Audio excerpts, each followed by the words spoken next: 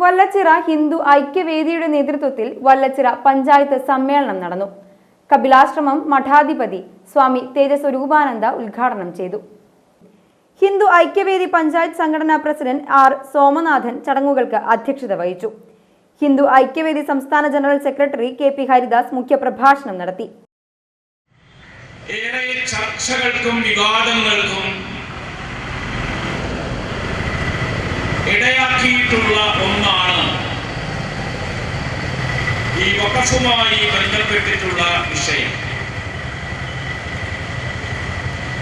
ഒരു കൈയിൽ ഖുർആനും മറുകൈയിൽ വാളുമായി ഭാരതത്തിന്റെ ഹൃദയഭൂമിയിലേക്ക് കടന്നു വന്ന മുഗളന്മാർ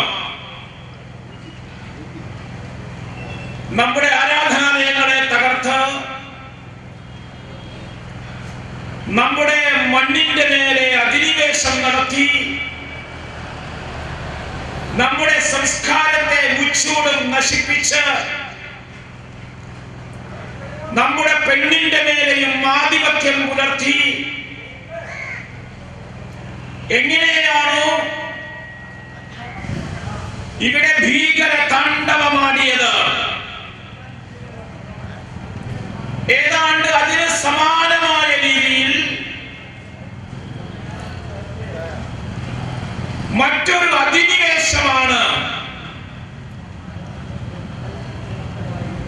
ഈ വഖഫിന്റെ വിഷയത്തിൽ ഇപ്പോൾ നാം കണ്ടുകൊണ്ടിരിക്കുന്നത്.